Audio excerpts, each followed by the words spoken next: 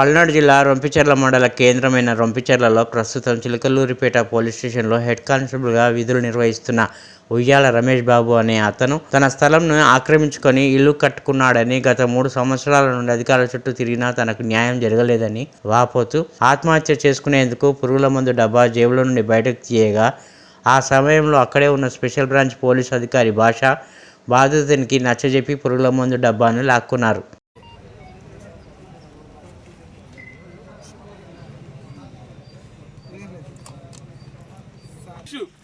Head constable DSP గారు పిలుస్తారు, ఫోటోలు దిగుతారు, నీకు న్యాయం చేసామంటారు.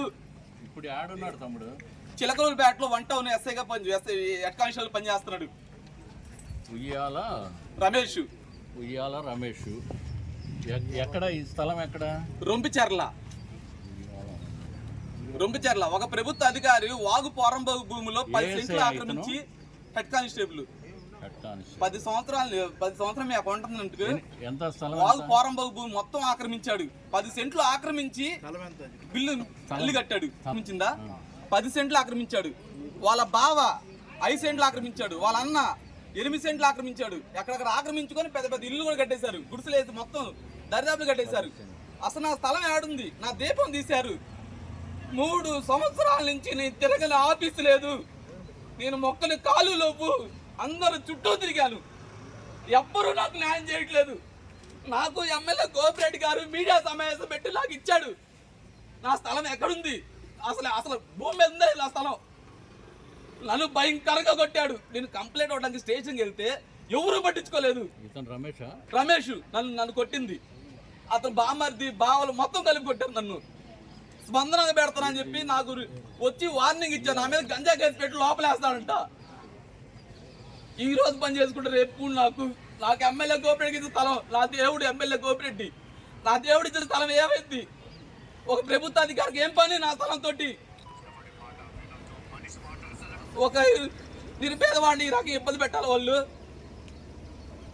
నాకేమైనా జరిగి నేనేమన్నా సూసైడ్ గారు ఏమన్నా చేసుకుంటే 1 గంట కానీ ఎప్పటికైనా దానికి కారణం ఉయ్యాల రమేష్, అతని అనుచరులే కారణం.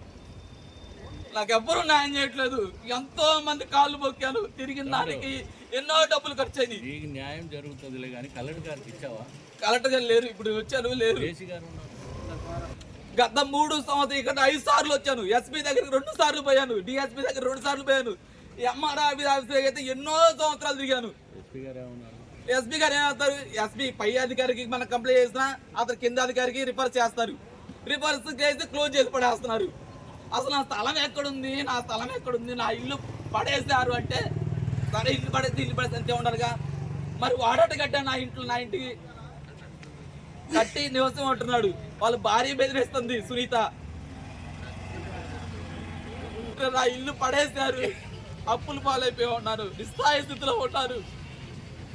నా స్థలం ఎక్కడుంది? అసలు నా అమ్మ ఇల్లు ఆక్రమించుకున్నారు. నా అమ్మ ఇల్లు ఆక్రమించుకొని మా అమ్మను బయటకు నెట్టి తలుపుకి తాళం కూడా వేశాడు.